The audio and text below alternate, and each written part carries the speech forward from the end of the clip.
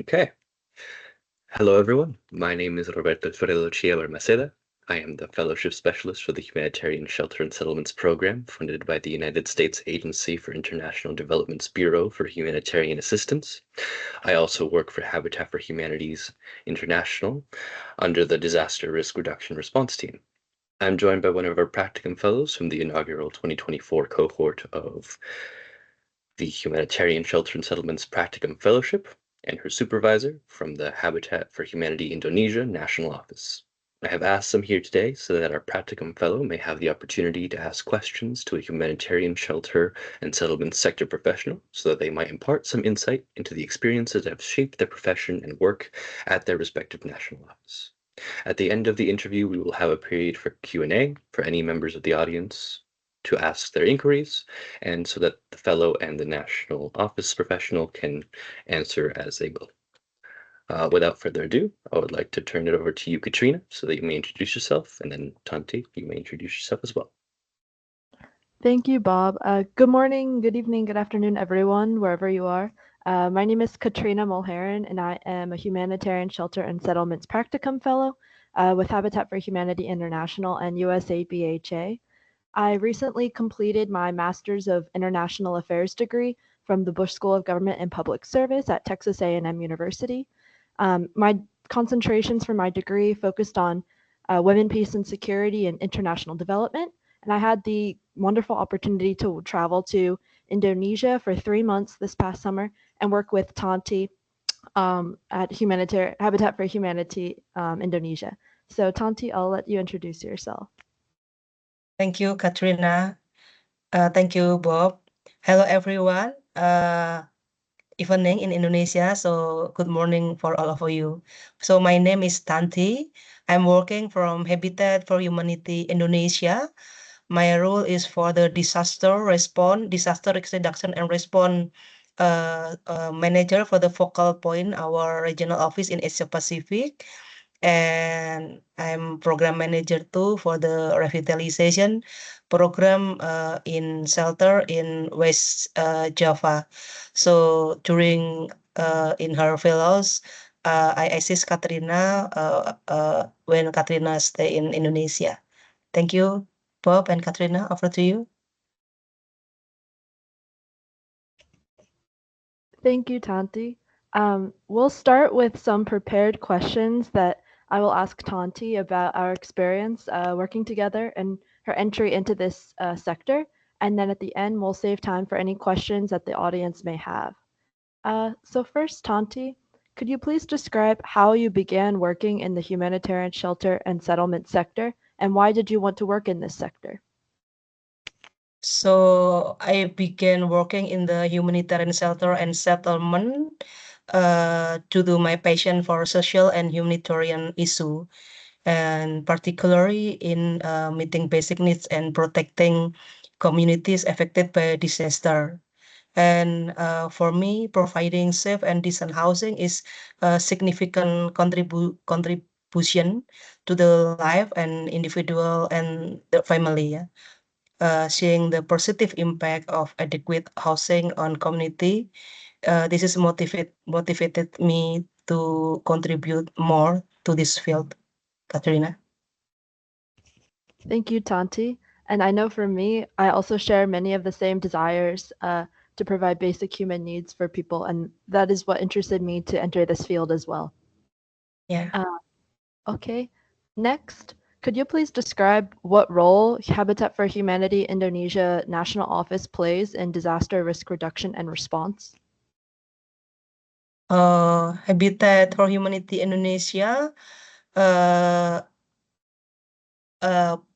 play a crucial role in disaster risk reduction and response by developing program focused on disaster risk reduction, including community education on disaster preparedness and building disaster resilient infrastructure, providing safe home for affected families.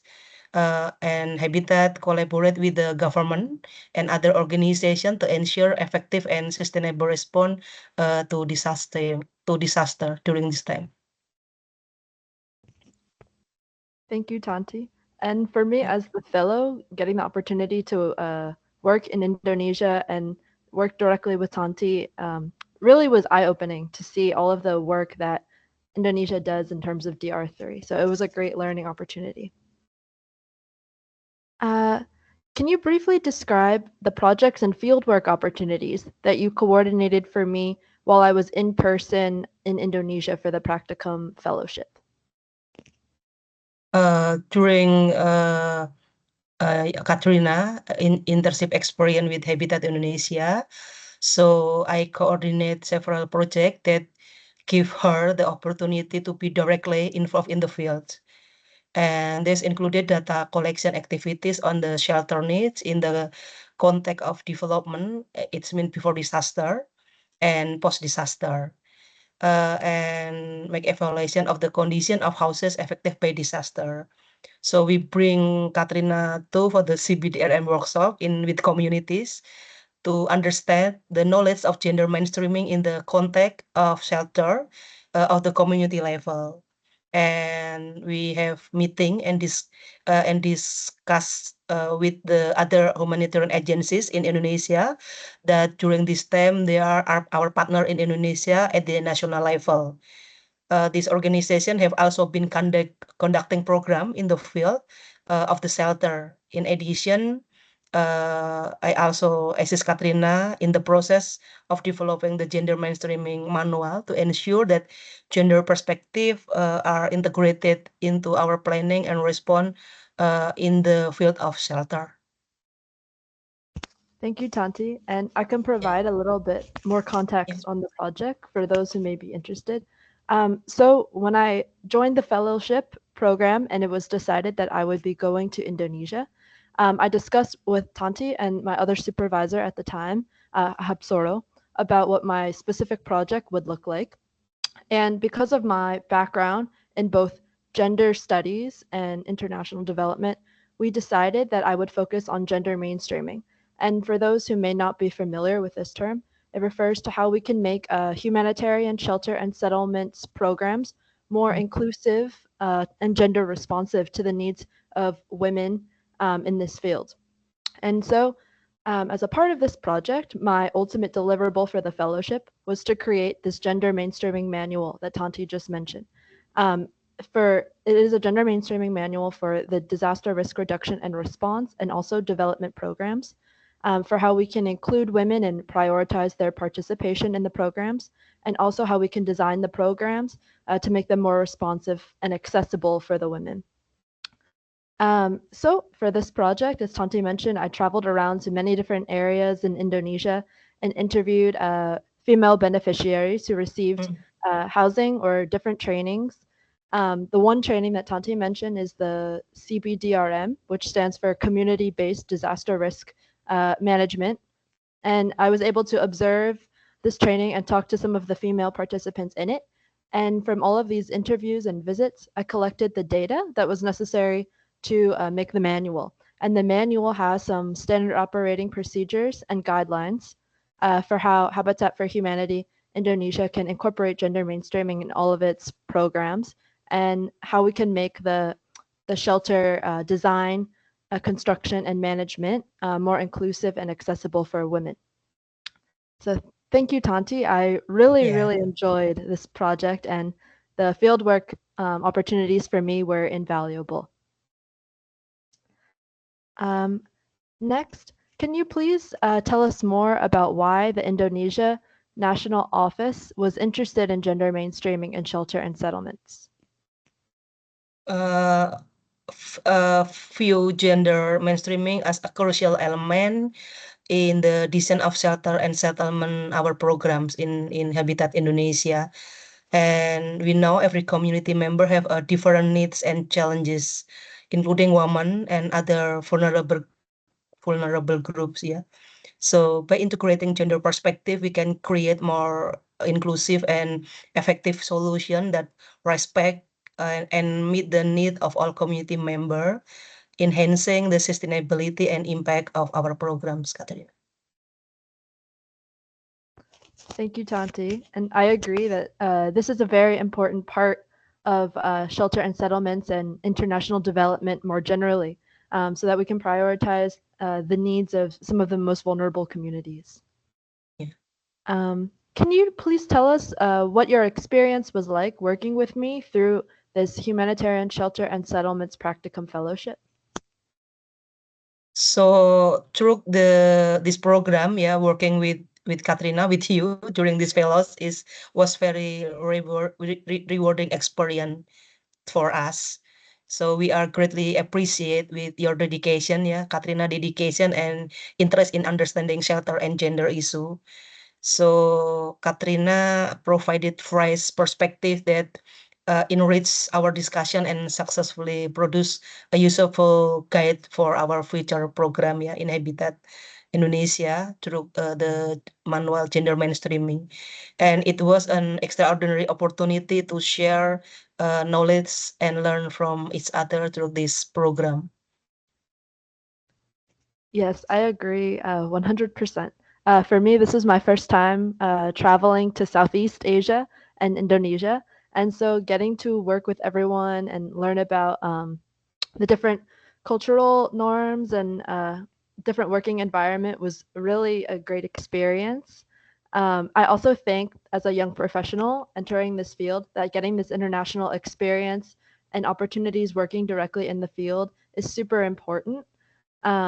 Many employers want to see this, and it makes you a much more well-rounded professional, I think, to have the perspectives and get to talk directly one-on-one with those who are both receiving programs from Habitat and also those working in the field like Tanti. So thank you, Tanti. Yeah, my pleasure. Next, what impact will my gender mainstreaming project have on the Indonesia National Office's future programming? So the project that you work on will have a significant impact, yeah, on future program in our national office in Indonesia. So the gender mainstreaming manual produced can serve a reference for our team to design more inclusive and responsive program to gender needs. And furthermore, it can enhance the team capacity to apply gender principle at every stages of our program planning and implementation, both for the uh, DRR, risk reduction, preparedness, and mitigation, and in the response. Thank you, Tanti. It was a great project again to have the chance to work directly on, and I'm excited to hear more in the future about how it is implemented in all of the programming. And for those who want more information about the fellowship program, for context, I also had the opportunity to present my gender mainstreaming project to our USAID Bureau for Humanitarian Assistance colleagues in Washington, D.C. After returning from Indonesia. And that was also a wonderful opportunity to get to meet more professionals in this sector and share my work with them. And next, let's go into why it's important for women and individuals from minority backgrounds to work in this sector. It is essential for women and individual from minority background to work in this sector, Katrina, because they are often direct victim of this disaster and have specific need that might not well understood by others. So diverse representation in this sector can bring a broader perspective, yeah, ensuring that proposed solution genuinely meet the needs of groups in society and promote better representative and participation in decision making. So it's important. Yes, I agree with you, Tanti. And from my experience interviewing some of our female beneficiaries in Indonesia, I learned that when the woman is more prepared for a disaster, the entire family and even the whole community is better prepared because the women are often the ones who educate their families and greater communities to prepare for the disasters. And they are oftentimes the unofficial leaders in the recovery process. So it's Yeah. very, very crucial we involve them throughout this response and reconstruction process. And for me, participating in this fellowship program with other students and women specifically from minority backgrounds was, again, a great learning opportunity because it showed me that there is really a place for all people in all backgrounds working in the humanitarian shelter and settlement sector. Even if you don't come from like an engineering or international development background, uh, there are all skill sets that are necessary and really critical for this kind of work, and especially the perspectives of women and those from minority backgrounds. So I think that that is one of the great achievements of this fellowship is creating those pathways for students like myself. Yeah. Okay, and then the last prepared question I have is, what advice do you have for young professionals who are entering the humanitarian shelter and settlement sector? So for young professional entering to the humanitarian shelter and settlement sector, so my advice is them to continue learning, yeah, and asking question. It is crucial to be open to new experience and ready to work in the fields. And good communication skill and deep understanding of the local context. And commit to humanitarian and sustainability principle are key. Yeah? Additionally, gaining practical experience through internships or field project is invaluable. Thank you, Tanti. And I can attest to that. Yeah, as a young professional, getting these in-person fieldwork opportunities really is such an important part of developing your background and your portfolio in this field. And I think this fellowship really provides a unique opportunity to do that, that many students probably do not have, because as we know, travel is expensive. And also it's difficult a lot of times for students from minority backgrounds to get these opportunities. So I think that is one of the great benefit of this program. And I also think that getting the opportunity to learn about a new culture and for me, I even had a bit of a language barrier at first because I did not speak any Bahasa Indonesian when I traveled to Indonesia. But of course, Tanti helped me with the translation throughout. But really getting to experience these cultural differences and overcome some minor obstacles is a great learning opportunity, both personally and professionally. So thank you, Tanti, again for coordinating this program and opportunity for me. Our pleasure, Katrina. Bob, do you have any other prepared questions or any questions from the audience at this time? Yes, well, first of all, thank you again to both of you for joining us this morning. Tanti, thank you again for taking care of Katrina and facilitating her experience in Indonesia. I actually wanted to ask you, after your experience with our practicum fellow, are you interested in engaging with the fellowship for future cohorts? Should Habitat for Humanity continue with the program? Yeah. Sorry, Bob, pardon? Can you repeat your question? Sorry. Would you be interested in receiving future fellows in Oh, programs? yes. Yeah. Of course. Maybe with other issue, yeah, Katrina, yeah. So we have many interesting issue with the shelter in Indonesia. So our country we have many challenges with the disaster issue, yeah. So we have many variously type of the disaster. So we have everything in Indonesia. I think if we have other Katrina to come in Habitat Indonesia, so of course we will open to them, Bob. Great to hear. And Yeah. yes, if the audience has any questions that they would like to ask, please feel free to share, and I will read them out to our fellow and supervisor. In the meantime, Tanti, what are you currently working on? Yes. What projects are you currently working on? Now, currently, yeah. So now Habitat Indonesia partnering with the government in the West Java area near from Jakarta. So we assist the community for the fishermen, yeah, in the coastal area. So the community living in the informal settlement, so in around 2 decades, so they are living they occupy land belonging to the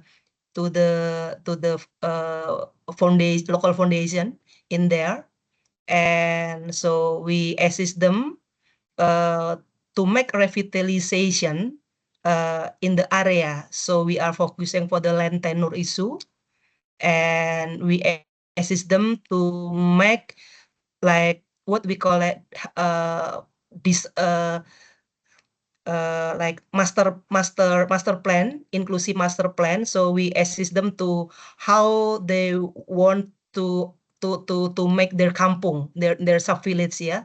Mhm. And we facilitate them to the microfinance enterprise because Bob, they are very poor now. It's difficult to them to get opportunity to get financing access, yeah. So we are partner with the one of the uh, like cooperative in Indonesia to join with this project and assist the community to get access to for buy a land and financing to the land tenure. And so we have four component important, yeah. So the first is land tenure issue and financing and make a market uh, design master plan inclusion with the community, and how mobilization with them, because we need around 6 until 7 months to building and arrange their infrastructure and the public facility. So they must move from the area and stay in the temporary shelter. And we assist them. We start building houses next month, yeah, next month. Oh, And nice. yeah, and we almost assist them for 2 years.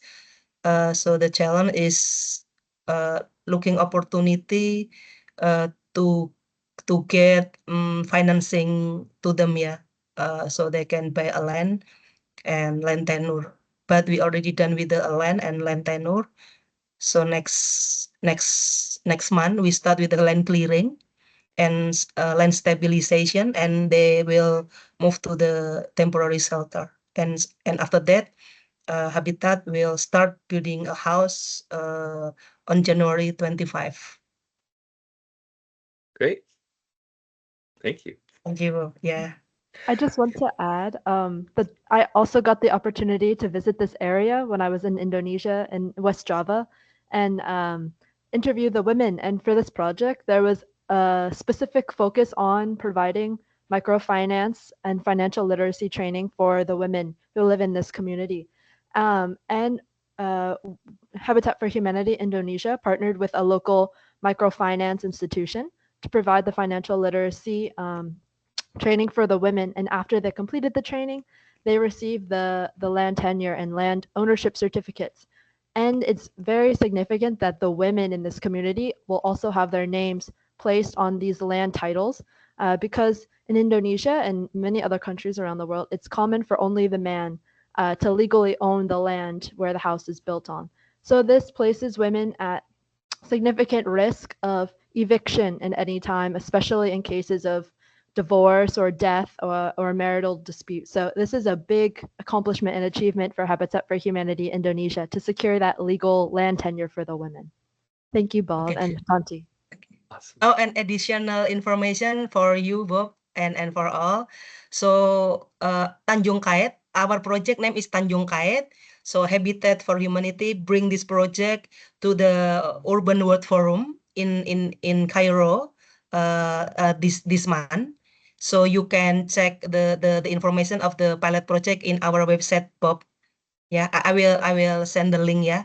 So Tanjung Kait in Indonesia. Okay. So Great. you Thank you. can see, yeah, the process. Thank you. Yeah. All right, well, we have a couple of questions from the chat. First is from Atiba Johnson, a question for Katrina. You spoke on skills you gained through the program. What skills do you think will be most helpful for your future? Sure. So thanks for this question. I think there's several skills that will be really critical for helping me as a young professional entering this field. The first one, I think, is data collection and analysis. As a result of conducting all of these interviews with the women beneficiaries and really hearing directly from them about how they were able to participate in a program, how it benefited their family, and maybe some of the challenges or obstacles that prevented or discouraged their full participation. This was a great learning opportunity. And afterwards, when I sorted through all of the data and had to organize it and analyze it in a way that allowed me to pull out the major themes, this was also a great learning opportunity because a lot of the work that is involved in this type of international development work involves data analysis, and more specifically, monitoring, evaluation, assessment, and learning. So by collecting this data and analyzing it, we can really track the progress of how our programs are succeeding or not. And we need to have this data in place in order to really have a foundation for how to design future programs so that we can learn from our prior shortcomings and build on things that have worked best. So I truly believe that the data analysis component is critical for being successful in this field. I also think that the opportunity to write standard operating procedures and manuals is a very important skill that I've learned from this fellowship because I know that USAID and other INGOs, that is a big part of it, is continuing to improve the standard operating procedures and the systems and processes in place for responding to a disaster and for conducting programming in areas. So manual writing skills, I think, are going to be very important for me. And then lastly, just the opportunity to gain an international perspective and a localized perspective on humanitarian shelter and settlements from a specific area. So getting to work directly with professionals in Indonesia and getting the opportunity to speak with the beneficiaries in the communities where we're working was invaluable to really learn how the programs are implemented and what things look like on the ground. Great, thank you. We have another question from Trevor Edwards for Katrina again. You spoke earlier about language barriers. How would that affect your productivity? And how was it experiencing a new culture? This might also be a good opportunity to share your experience with the Phase 1 training program, if that helps. Can you repeat that, Bob? Sorry. To share experience with what? Your experience with the Phase 1 training program? Oh, okay. Thank you. So yeah, thank you for that question. As Bob mentioned, during phase 1 of the fellowship program, for about 1 to 2 months before we traveled overseas to our national office country, each fellow was responsible for completing a number of virtual online trainings using different training platforms. And some of those trainings were specifically designed for how you can adapt and adjust to cultural shock and language barriers and experience as an expatriate in a foreign country. So I think having these opportunities to perform the training equipped me with some key skills going in and also reminded me the importance of taking time for myself and giving myself grace during the difficult adjustment period. But overall, I would not say that my language barrier really decreased or affected my productivity too much. Because I worked very closely with Tanti and other colleagues in the national office who always helped me with the translation services. So when I traveled to the different program areas in Indonesia to conduct these interviews, I wrote up the questions I wanted to ask in advance and discussed them with Tanti and our other supervisor so that we could ensure what I was trying to ask came across clearly, especially because we wanted to ask about women's participation and the concept of gender equality. But the idea of gender equality is not really clearly defined or understood in the Indonesian culture. So we had to explain to the women what this meant and also to the husbands who were sometimes curious about why we were trying to talk to only their wives. So I think the opportunity to learn a bit about the Bahasa language. I did pick up some basic key phrases during my time there. And also the opportunity to learn about another culture was really eye-opening. And it teaches you a lot about communication skills, including nonverbal communication skills that I think will help you in this field. Tanti, do you have anything to add about the translation difficulties? I think not really, yeah, because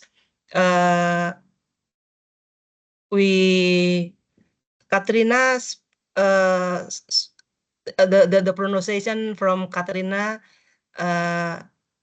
is not we can get what she say, but for the local I sit close with her because when we go around to our project area, so the local they want to know Katrina and they ask to us who is she, where Katrina came from, what the goal, what she is doing in Indonesia, and we explain with the simple explanation to the community.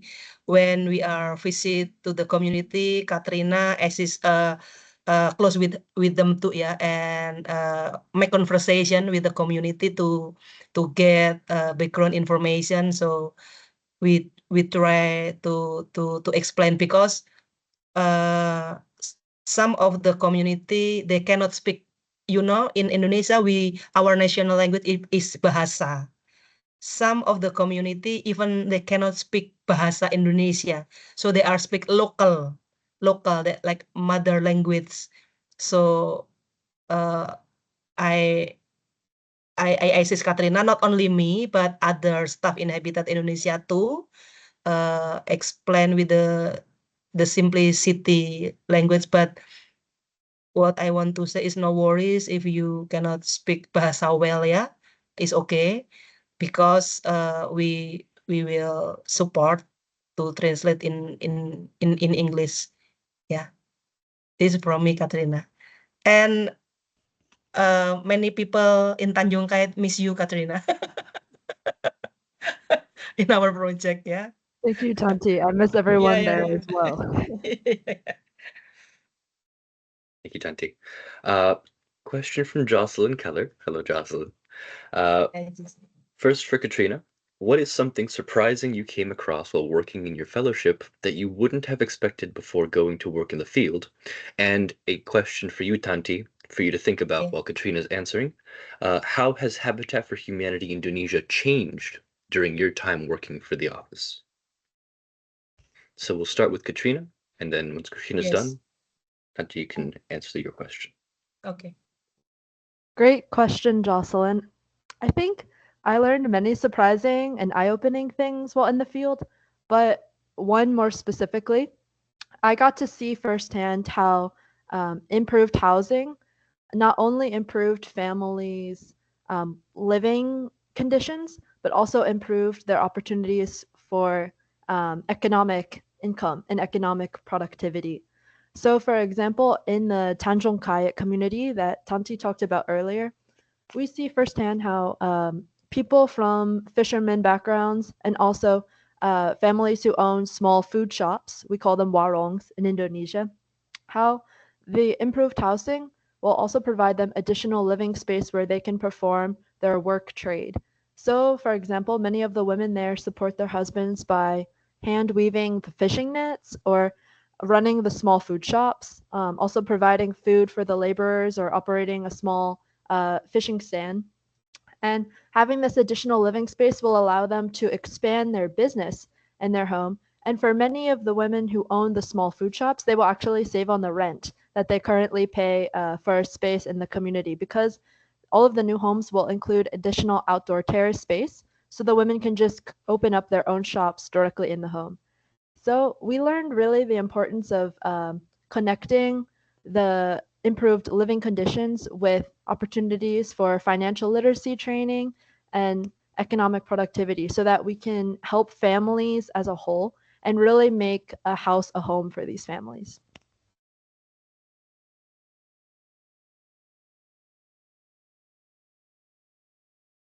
Okay. Thank you, Jocelyn. So with Habitat, so I'm joined with Habitat since 2002, yeah. Oh, for the first time I'm joined with the Habitat. So Habitat have a different methodology for the implementing the program. And for the first time, we only focusing of the housing. So we assist the community in the one area, like example in the village, and we are focusing to make intervention to the housing. So when we see undecent housing, we support the poor family to make their housing become a decent housing. But since in the 1 decade, we have different perspective implementing, yeah. So we are focusing with a build and influence. So for the first time, we are focusing for the community. Now we are focusing for the not only the community impact, but to the societal impact too. What the means of the societal impact? So we are focusing for the sectoral. It's mean we make the advocacy to the other stakeholders to bring the settlement issue is important to the people, yeah, to the people mostly from uh, uh, uh, what we call it uh, because disaster, because iklim, what we call, sorry, I speak in bahasa Climate crisis? yes, what you call, Katrina, crisis iklim, uh, Climate change. climate Yeah. yes, sorry.